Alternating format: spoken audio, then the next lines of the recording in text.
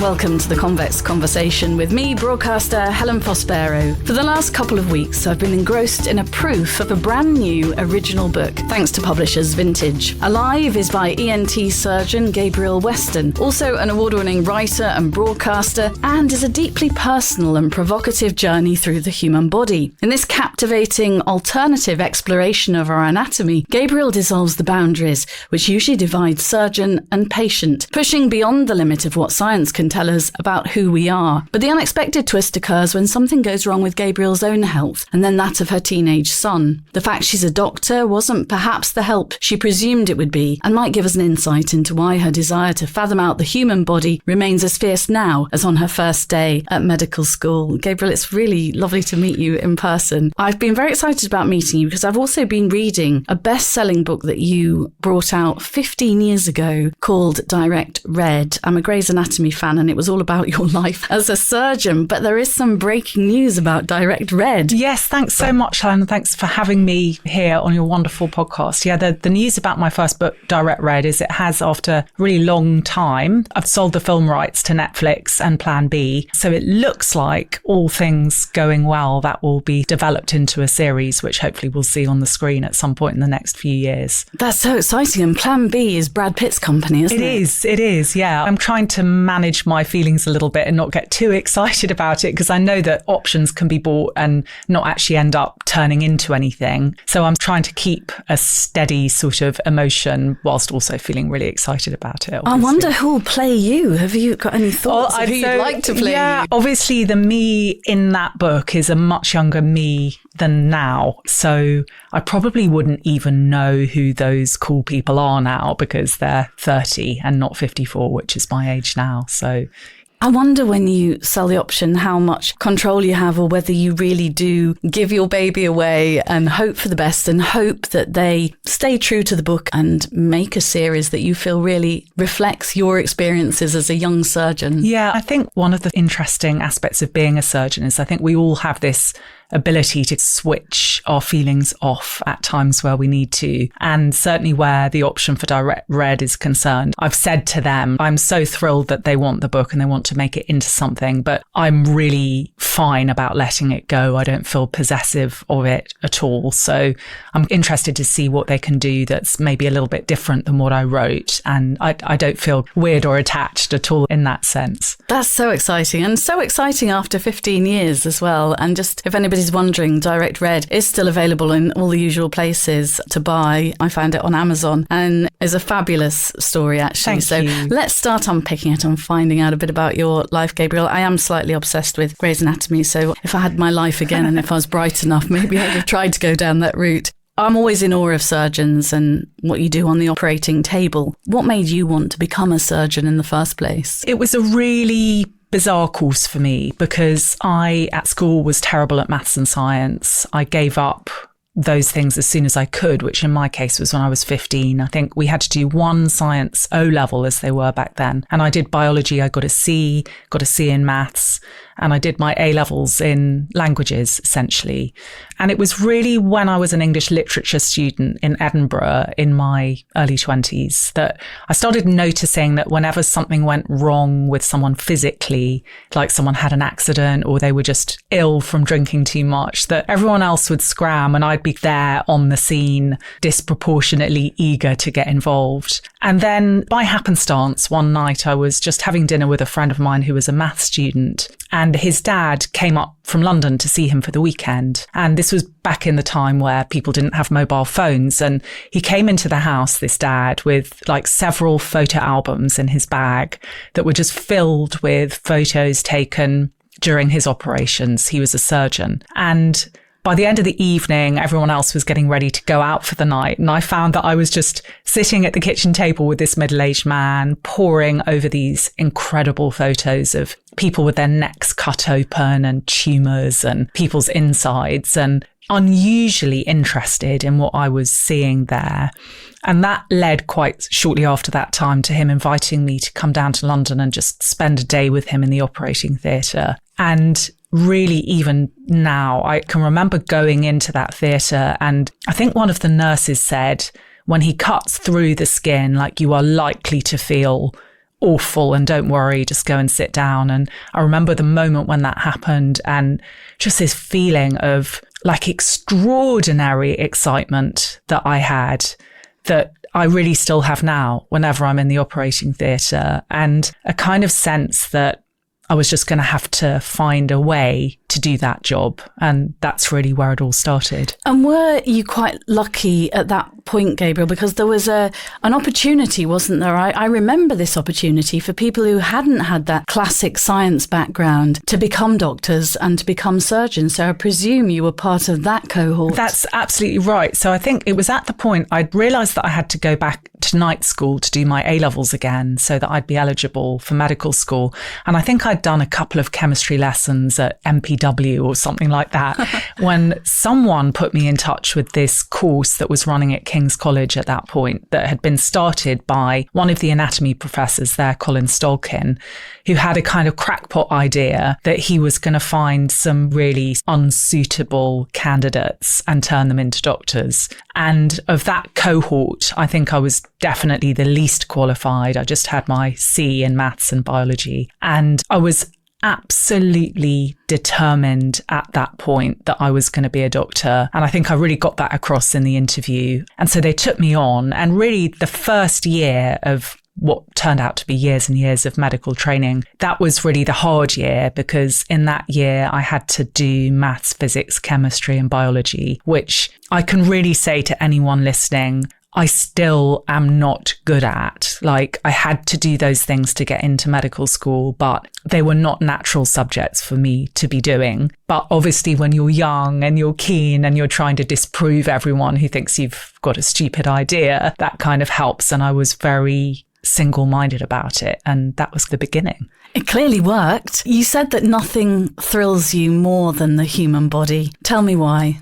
Yeah, it's such an interesting one, that. And I still feel that now. I'm 54 now, and I went to medical school when I was 24. And I think now, looking back over my career and making sense of where the arty bit and the sciencey bit have come together in what I've done for a living, I almost feel now as if what drove me to medical school was a kind of poetic fascination with the human body. And I think I went and did English and philosophy in Edinburgh. That was my first degree. And I suppose a degree like that is a meditation on what it is to be alive and we are, what's inside us, what the self is. And I think when I came out of that degree and went to medical school, it was almost as if that was just part two of this same hunt and this same desire to understand something about the line between life and death. And so I feel like it's this kind of mystery that's somewhere between what we can know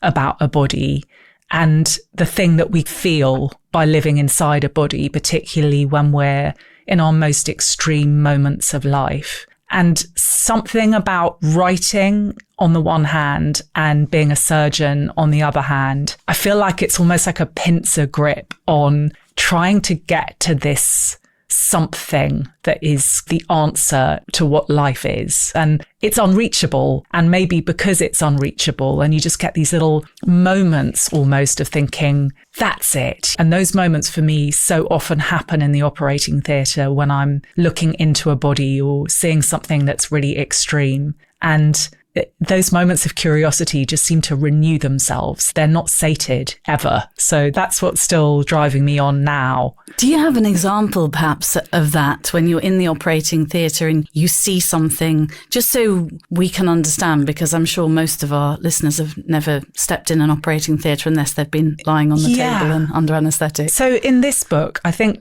the best example would be the chapter at the end of this book, which is called Alive, is a chapter about when I go and see an organ retrieval. So in this situation, there was a young man who had literally walked out onto the street one Friday night and not looked which way he was going. And he was hit by a lorry, killed instantly. And his family very generously agreed that his organs could be donated. And I went into the hospital that night with the permission of the family and was there as this very careful and important process.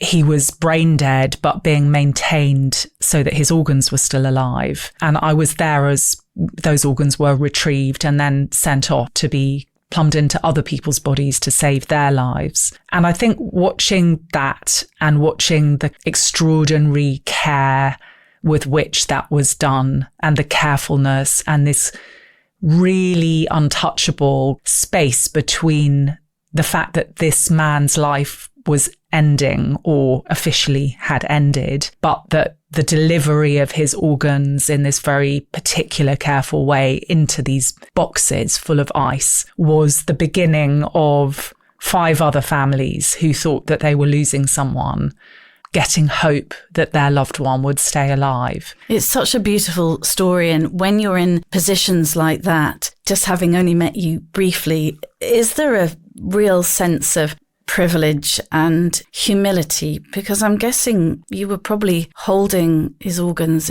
in your hands and carefully putting them in the boxes. You're in between life and death there, Gabriel, in a very unusual situation. Do you feel privileged as a surgeon to be in that position? It's extraordinary, the sense one has of that. And in that particular circumstance, there were just little touches like just before the procedure began, one of the anaesthetists made everyone was quiet and everyone just stopped to honour what this young man was giving. And so strange to think that 24 hours earlier, this young man would have been just living his life with absolutely no notion of what was about to unravel. And other touches like that the family who'd so generously allowed this to happen had just asked that his childhood teddy could be put by his head while the procedure was taking place. So I also know as a surgeon that when you're in a situation like that, that the people who are doing the surgery don't want you to ask them lots of questions. They're busy, they're preoccupied. So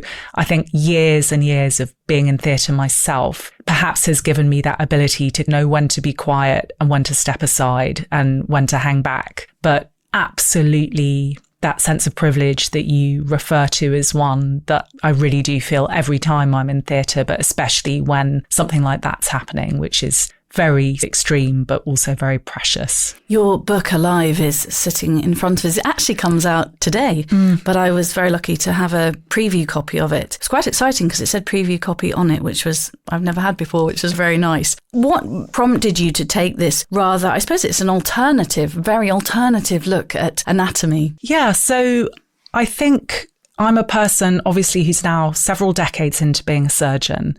And when you're taught how to be a surgeon, you're taught a bank of facts. And obviously those facts are the thing that helps you keep someone alive. And they're really important. But over the last 10 years or so, I think I just started to feel that not only was the anatomy that I'd been taught not complete in the sense, number one, that it's always changing. Number two, that we're beginning to really think now about how the anatomical facts we depend on refer mainly to white male bodies and aren't always relevant to women or people of colour. But I think perhaps even more than those things which were motivating me was this sense of something that I think I've always kept really secret until recently, which is the oddity of being a doctor sitting across from a patient and advising them on how to look after themselves or what to do when they're ill, but at the same time thinking, I've got a body too. I'm standing here talking to this person as if I'm somehow separate from what's happening to them. But I've also got a beating heart and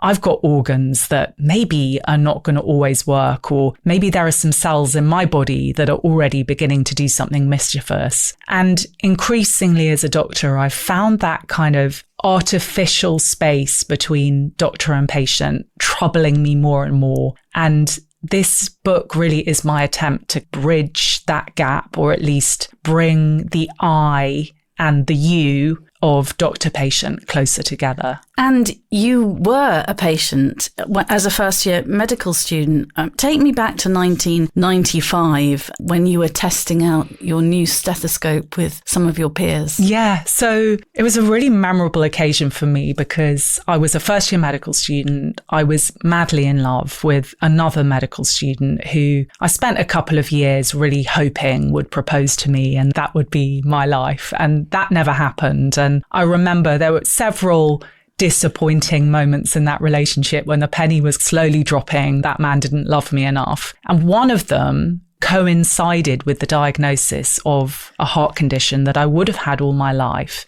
but only discovered when I was 24. So my boyfriend at that time and I were listening to each other's hearts, and I was listening to his heart and having all my ideas about the future and our babies and where they'd go to school and what we'd call our grandchildren. And then he came to listen to my heart, and he had this kind of dreamy look on his face that led me to believe that we were maybe thinking of the same thing. And then he looked up, looked really satisfied and intense, which was around the time I thought maybe a proposal was on the way.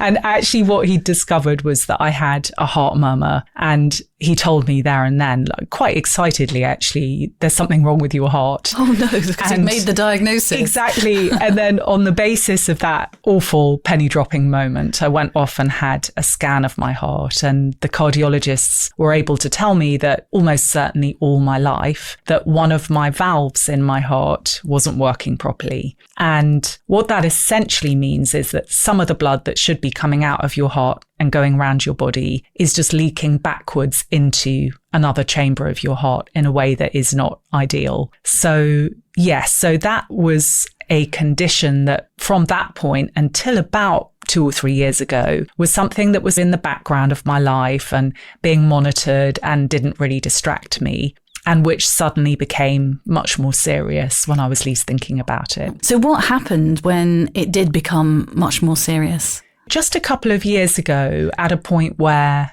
I was in the middle of writing this book and I also had stressful stuff going on in my life. It was one of those odd things where what you're doing intellectually and how your body is experiencing the world come together in a way that particularly seemed to chime with the message of what I was writing about. So I started to have symptoms, lots of palpitations, which were quite intrusive and getting in the way of what I was doing, and a feeling of tiredness and just something not quite being right. So I went off to the cardiologist and reported that things didn't seem right, and they did lots of scans, and the upshot of that was this floppy valve that I had in my heart that had been, coping just fine over the years had suddenly got much worse, and that the amount of blood that was going backwards into this other chamber of my heart was nearer 50%, not just a little bit, but about half of my circulation going back through the heart. So I had a period then in the midst of writing the book where I was thinking about how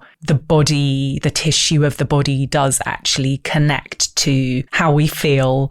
And I was also reading a lot of stuff about the heart that was corroborating that. And then I was having all these heart symptoms myself that were also being corroborated by what the doctors were saying. But I think at that time, the thing that was becoming really clear to me that was also interesting for what I was writing was this feeling that as a doctor, you're so in control and you have all this information and you're the superstar walking around the hospital, you know where everything is, you have your pass. And then suddenly I was a patient in a different hospital and no one cared that I was a doctor. And it didn't make any difference to how I was able to access people who would talk to me usefully. And the feeling of powerlessness that I had as a patient suddenly seemed such a kind of like almost a playing out of everything that I was thinking about. And I had one day when I was trying to write a chapter of the book, I had some letter from the cardiologist on the corner of my table that was very cursory and said something like, "We'll give you a Zoom appointment in 10 months' time to explain the results of your recent scan," or something that was making me feel incredibly troubled. And I thought to myself, here am I with a page in front of me full of all this kind of authoritative fact telling as a doctor. And there is this page of something that I've been sent from the Brompton Hospital that's making me feel really lost and really confused as a patient. And somehow I have to find a way in this book to reflect the space that exists between these two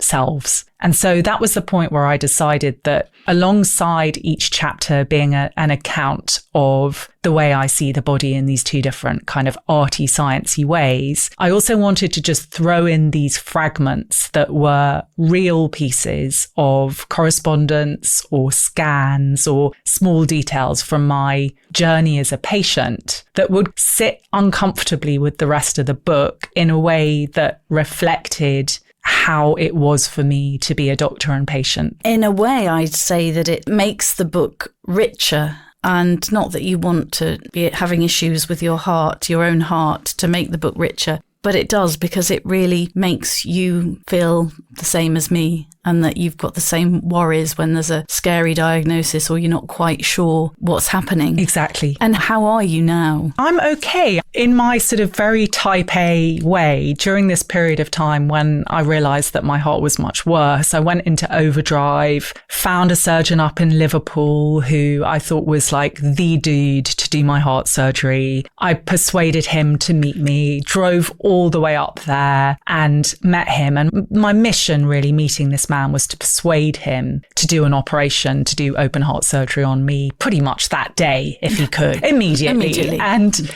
he was wonderful because he took half an hour with me. He listened to me. He recognized my surgical temperament. And at the end of a really thorough chat about all of my scans and all the facts about my heart, he just said categorically, I am not going to do this operation on you right now, but I will do this operation on you when it is the right time to do it. And there was something about the combination in this one person of incredible listening and compassion, but also this decisive no that made me feel really safe. And actually, one of his emails to me where he's putting his foot down is one of the fragments of this book that he very kindly said that I could put in. And I feel as if that experience of meeting that man, I suspect he is an incredible doctor with everyone. But I also felt that probably there was something about me being a colleague that meant that he was very generous with his time with me. And it did show me, and it is something I do feel about our NHS, we are not serving our patients in this way very much. We just aren't given the time as doctors to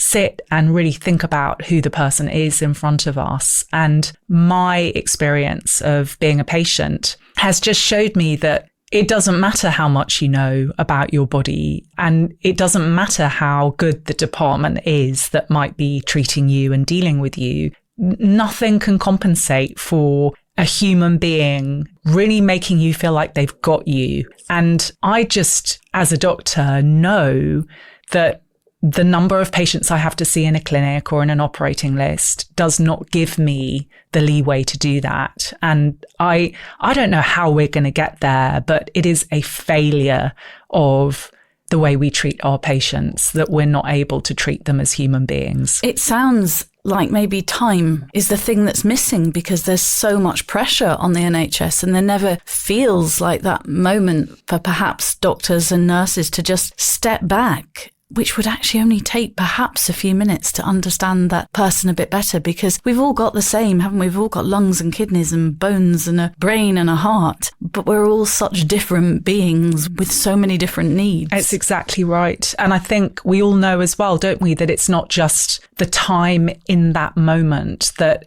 I know for myself that the times where I'm able to listen to a friend or listen to a brother or a child properly are times where I'm not feeling really stressed and overwrought. And given that all of our doctors and nurses feel stressed and overwrought all the time, it just seems extraordinary, really, even if you were to give, say, an extra 5 minutes in each appointment, which is never going to happen in today's system anyway. You've still got people who are not calm and resourced well enough to be able to really be themselves. And there are moves now, aren't there, for patients to be able to get appointments with the same GP. And I think those sorts of changes will make the world of difference. But somehow we still just have this problem of listening not being a commodifiable thing, so that the way we manage our NHS, we just can't factor that in a way that shows performance scores or boxes ticked. And we're all patients, all of us. We're all going to be patients one day. And this just seems so incredibly important to me. And it's something we're not doing. I think students would do well to read this book too. I hope they'll all read it. I hope not least because I hope it's interesting, but I also hope it's disruptive. I think when you go in as a doctor, you have to be so careful all the time to seem like everyone else. It's a very conformist profession still. And I definitely felt in the years where I was still climbing the ladder that I was having to subvert so much of my thinking and feeling about what was happening around me. And I think things are getting better in that sense. I think we live in a kind of climate now where young people are listened to more and are better at advocating for themselves. And I really hope if young people do read this book and young medics, that it will just give them maybe a little bit more confidence to think outside of the box and say, just because I've been taught this doesn't mean that I necessarily have to think of it in exactly that way. Let's whiz through some of your chapters. Interesting that you ended the book on the getting the organs to give other people life, but you started the book, I love your headings actually, Dead is the opening chapter, but you started in the morgue, and I wondered what prompted you to start in the morgue. Yeah, I wanted to start with a post-mortem, partly because I suppose it's a way of introducing the reader to the body that we will then go out and explore for the rest of the book. But also in a way,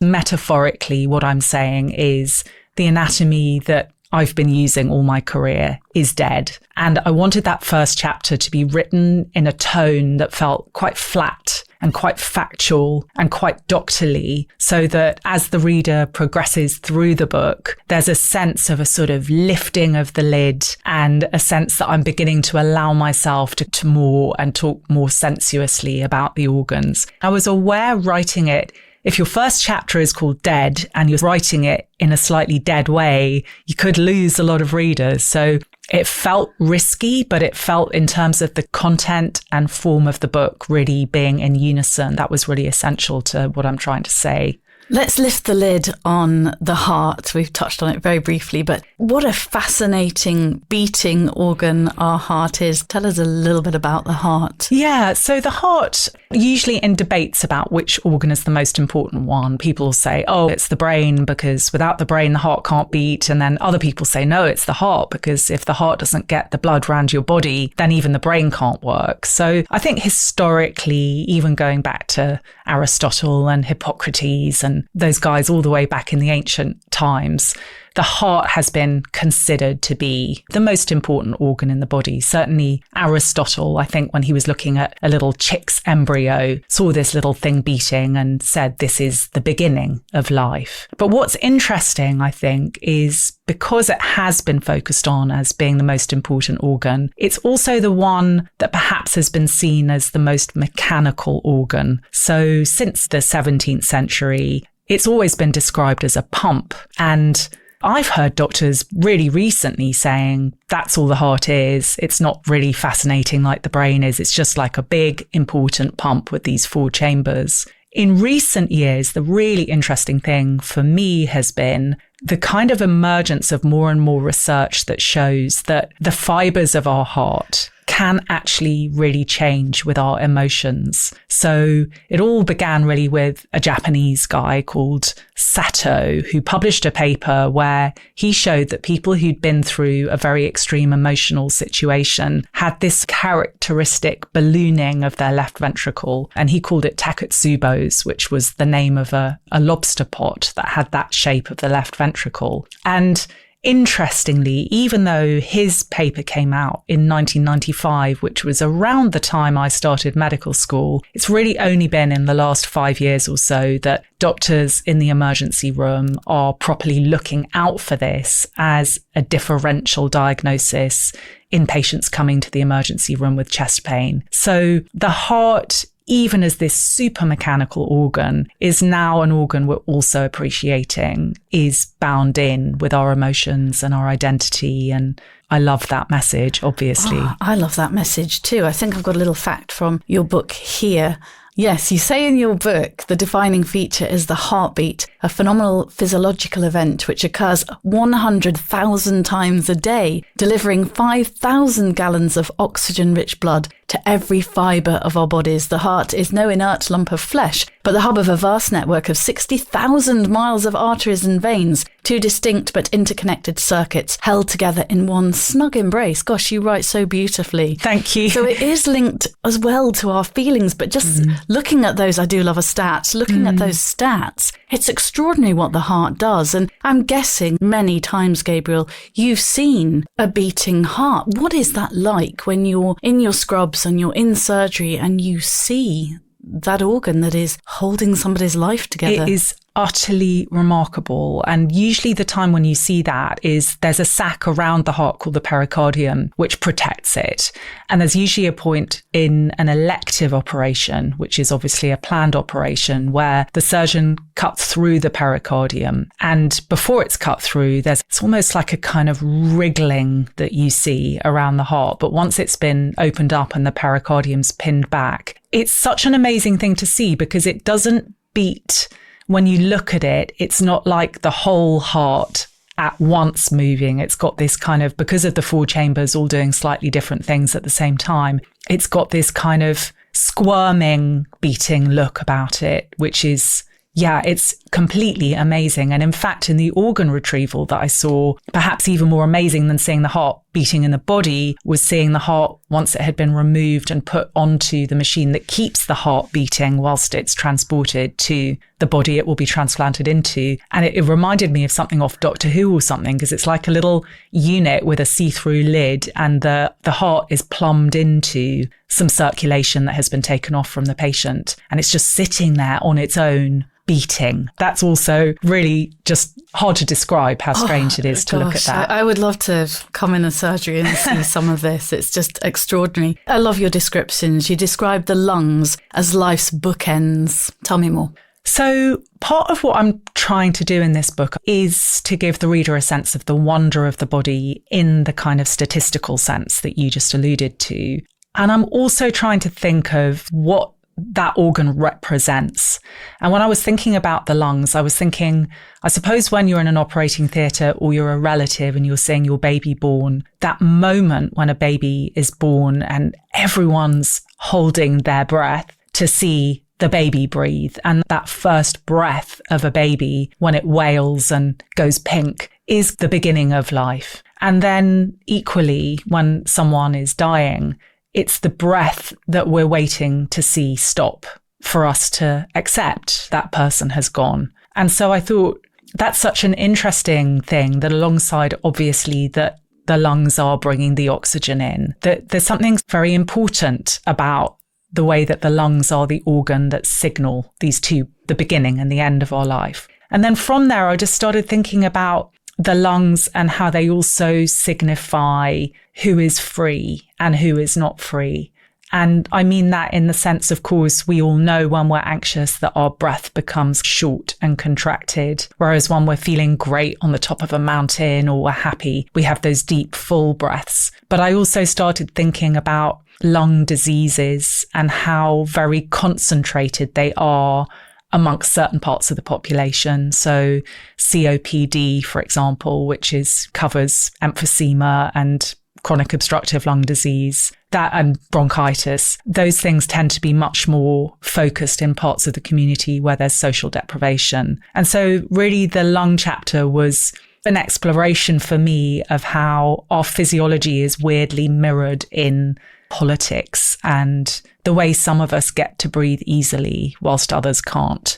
And also in that chapter, I had the wonderful opportunity to tell the story of my crazy adventurous dad who in his mid-70s decided that he was going to go and climb a piton in St. Lucia that really has been like said is only fit for like professional climbers. And my dad just went off and climbed this thing and had the accident that we all knew he was going to have. So I'm telling the story of my dad and, in a way, his bid for freedom in old age, alongside all this other stuff about the lungs and what they mean. When your publisher contacted me, she said this book is really different and will really get you thinking. And she was really right, actually. I like the bones chapter too. Bone, it's alive, isn't it? Absolutely. So we think of the skeleton, don't we? And in a way, it's the organ that we're most familiar with. We all recognise them. We see them at Halloween.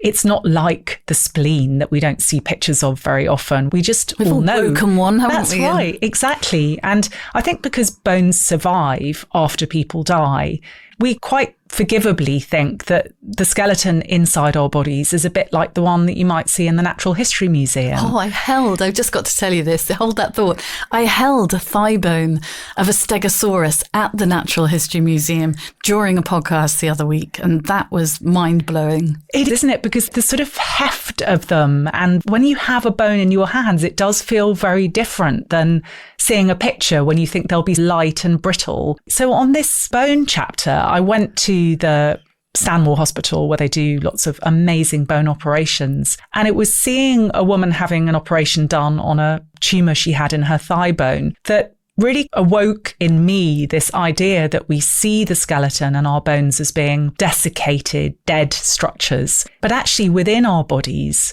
they're completely different. They're like other organs. Of course, they're hard, but they are alive and they're filled with blood vessels and stem cells and immune cells. And they're absolutely as alive as all of our other organs and constantly replacing themselves. And really, I got quite attached to the idea that this was an organ that I had to breathe life into because I myself had seen it as something that was dead before. Let's talk about the brain. And you do a description of the brain where you talk about if you hold a brain in your hands, it looks solid and inscrutable, but it's really the organ of ultimate flux, information shooting like stars from one hemisphere to the other, between lobes, from one gyrus to the next, and across trillions of synapses, too tiny for even the microscope to see, which really begged the question, have you actually held a brain, Gabriel, to come up with that kind of description? Yes. So I held a brain when I was a medical student. We had an extraordinary teaching experience where we had to cut a dead brain into little slices and then put them under the microscope. So that was a long time ago, but I really remember that and not enjoying it very much. It felt strange and it smelled nasty, and I was very new to all of this stuff then. I suppose the last time I've seen a brain that wasn't a pulsing brain was when I did the postmortem chapter of this book, which I describe in Dead. And that brain was removed by the technician, that part of the postmortem. So there was a pathologist doing the rest and a technician doing the brain. And it was amazing watching how true of fact she was about doing something she did every day. When I was a junior doctor, I did a stint in neurosurgery for about 6 months. And during that time, I didn't operate on any brains myself. Everyone will be very happy to hear junior doctors are not let loose on them. But I was in theatre a lot with my boss then and witnessed that moment where often, say, a little plate of bone has been taken off in order to reveal the bit of brain that's going to be worked on. And there's this moment where you just see it beneath the meninges, just moving, slightly pulsing with the blood that's going through it. And it's not quite like seeing the heart, which you have a real sense with the heart of it being soft and fragile and central. And the brain has this oddly kind of inert look to it. When you see it, it doesn't look as cool as all the things you know it's doing. Does it not? No. And that disconnect is so interesting for me because with some organs like the lungs and the heart, you see the drama of them. But with the brain, you know the drama of it, but you can't see the stuff. You can't see the thoughts dancing around it. You can't see the electrical impulses going across it. So it's an odd thing to see it and know all that, but not be able to grasp it in the moment of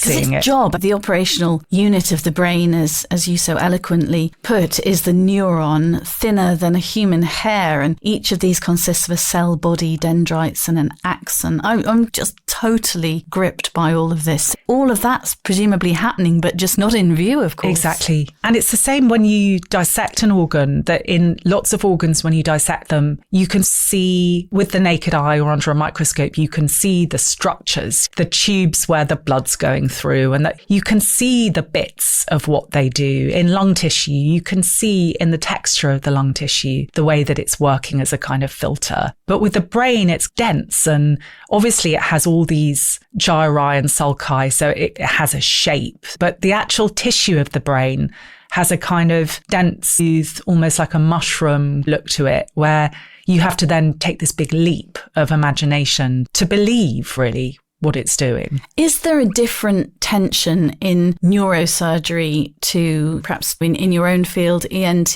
that knowledge of just one fraction of a millimetre too much this is probably, you will think I've watched too many dramas now, but could take away perhaps memories or could take away thoughts depending on what part of the brain's been operated on. I just wondered if there's an extra tension in neurosurgery that perhaps isn't always there. I think probably where I would put the line is that there's an extra tension in any surgery where there is a real sense that life could be lost or very significantly compromised. So say, for example, the kind of surgery I do nowadays, which is mainly skin cancer surgery, you can't generate the kind of stress over that. Of course, you can worry that if you're operating on someone's face, that you want them to look like themselves on the other side of the operation. But it would be highly unlikely that you'd get yourself in a situation where something really awful would happen. So I wouldn't say that neurosurgery theatres are more tense than liver theatres, heart theatres, gut theatres, kidney. I think it's more that there are times in theatre where things can feel very precarious, particularly in emergency surgery. I also would say that the kinds of people who do neurosurgery tend to be very meticulous, calm people. And so often those operations have a very quiet, careful feel about them. Of course, I'm talking again about elective surgery as opposed to emergency surgery. I think emergency surgery always has something else. There's a vibe in it, which if you're not operating and you're just spectating is an exciting vibe. And if you're involved is a very stressful vibe, but manageable, hopefully. And how do you cope, Gabriel, with all surgeries? Not every surgery has that happy ending and patients are lost. How do you as a human being, as a woman, cope with those difficult situations where it might be a patient that's lost on your table or there's a student when you were watching many surgeries? What are your coping mechanisms, I suppose, is what I'm trying to say. I think in all honesty, the times in my career where I was most exposed to those outcomes were when I was a junior doctor. So I have definitely assisted in operations that haven't gone well, where there's been a death. Sometimes that death would have definitely happened had the surgery not happened. And so that doesn't feel so bad as when that happens as a result of the surgery. The interesting thing is, and I don't know how common this experience is to other women surgeons, and part of me is like wary of sharing it because I so want to champion women in surgery. But my experience has been that when I had children, and particularly recently going through menopause, I am just more of a scaredy cat than I used to be. There is no question that the kinds of operations that I was doing as a younger woman, when I think about them now, I just think I wouldn't want to be in that situation anymore. I don't know as well whether something about writing this book and something about really allowing myself to articulate the human side of how I feel about being a doctor, living in a body, it's stripped me down in a way that I think it would be really hard for me now to go back into a situation where I had a big surgical responsibility in a really dangerous situation. And so sometimes when I hear people say, oh, surgeons need to get into the modern day and be softer. Yes, we don't want surgeons to be arseholes. That is not necessary. But I do wonder if it is necessary for there to be some degree of switch off to be able to manage the responsibility of that danger.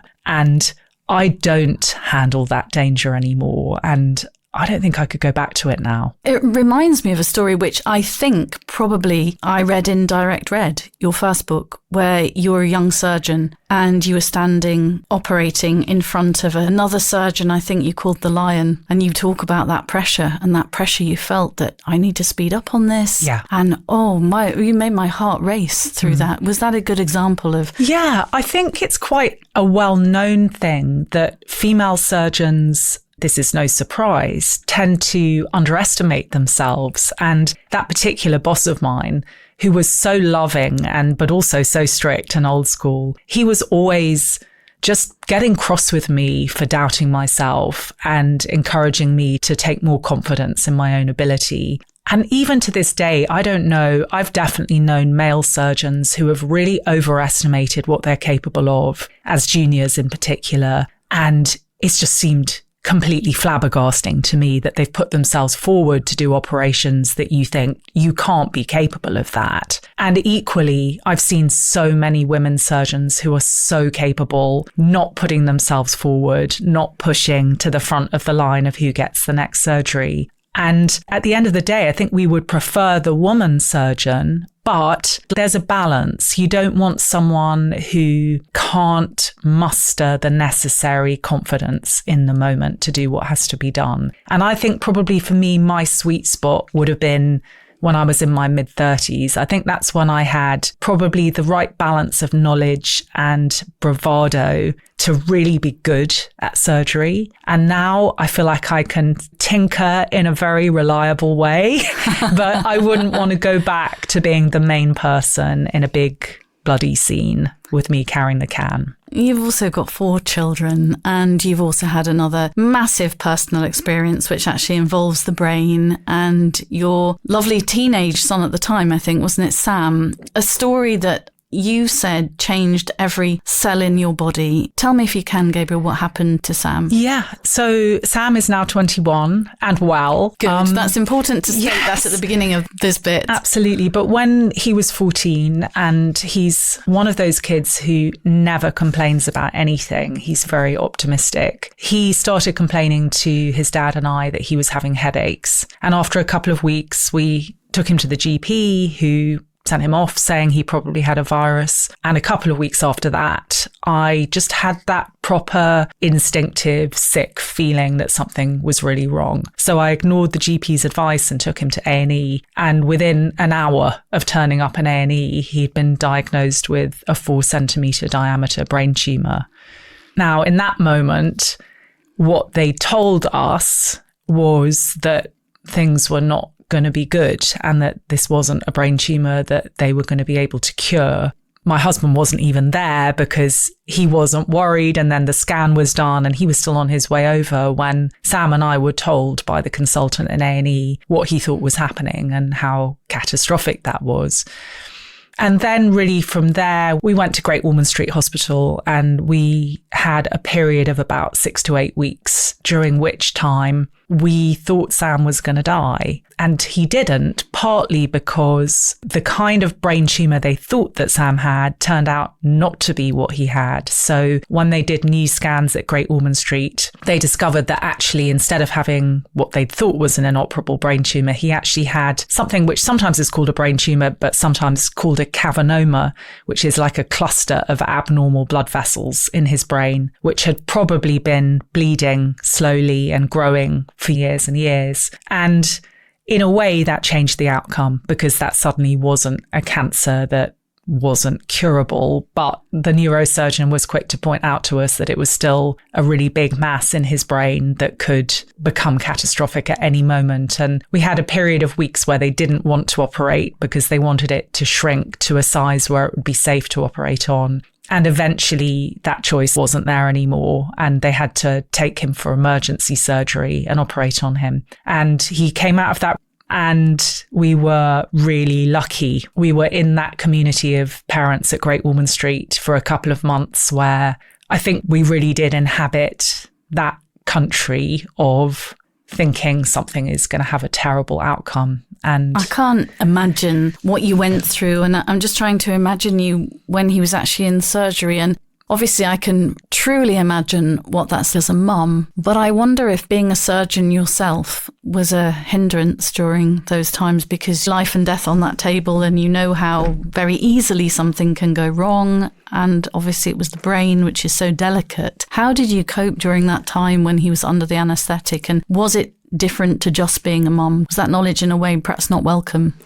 When I look back on that, the funny thing is when Sam had been taken into the operating theatre and my husband and I knew we had about 5 hours to wait, I said to my husband, we need to find a bookshop so that I can buy a Jane Austen novel, because if I can just read Jane Austen, it will be really calming for me. So we went off and we found Mansfield Park, and I took it back to the hospital and obviously didn't even open the front cover, just sat there. And I remember, obviously, when you're in Great Ormond Street, you're on these very small wards with other children and other parents who are also having a bad time. And I remember the other parents in that little ward that we were in just having this amazing grace of not talking to us, but just being quite quiet in the room. And I do remember getting into Sam's hospital bed and doing the thing that I think I've had to do in surgery over the years, which is just almost flipping a switch, just thinking, I'm just not going to think about this now. Meanwhile, I discovered later my father, who I've inherited a lot of character traits from, was watching cavernoma surgery on the internet. Oh my goodness. Whilst his grandson was having cavernoma surgery, because he wanted to somehow commune with what was going on in the operating theatre. Sounds an incredible person. Yeah. And then I suppose in answer to your question about being a doctor, there was this very junior male nursing student who had got on really well with Sam on the ward and was just such a lovely guy. And he had been invited to go and see Sam's operation. And he came bounding up onto the ward when the operation was over, just before the neurosurgeon came up to say, he's just woken up, you can come down and see him. And this young nursing student came up just so excited, the way I had been when I'd first been to surgery, and burst into the cubicle and said to me, oh my God, it was amazing. And I remember saying to him, you have to not describe anything to me now. So it was one of those situations where I didn't want to know anything surgically that had happened in that room. You just wanted to know that Sam had woken up. Exactly. And seemingly had handled the surgery Exactly. well. And my husband and I still laugh now with Sam about the fact Sam had been, during the period of his illness, quite subdued. He's quite a wild guy. He was not wild when he was ill. And when we went down and he was just coming around from the anaesthetic, he opened his eyes kind of groggily because he'd been face down for 5 hours. So his face was all puffy, and he opened his eyes and immediately started effing and blinding about the cavernoma. And everyone in the room, you could just see how relieved everyone was. It was like the return of Sam. And how has it changed you? Because you did say, that's quite a dramatic statement, it's changed every cell in my body. Yeah, it's really hard to describe. I'd like to say that it is as simple as feeling a gratitude. That's true, but also not. I still worry about all the stuff I used to worry about. I still feel things are beautiful. And it's not that change. It's more, I think it broke me. I think it just took what previously was a kind of cocky person and turned me into something that is not that, in a very fundamental way. And I think the good side, because always there is one, is that the way I relate to people is different now. Sometimes there were times before where if I was with a friend or a patient who was going through something awful, I had this sense that in a way my life had been so good and so lucky that I didn't really know how to empathize properly, like not to empathize from a position of actually being a broken person. And I feel that I have that now. And I'm glad that I have that now, because I think when you're middle-aged, there's a lot of bad stuff going on around you. And if you're someone that knows a little what that feels like, that is really comforting for other people. So I think it's changed me in the sense of having broken me. But I hope that doesn't sound too gloomy. I'm not more pessimistic than I was at all.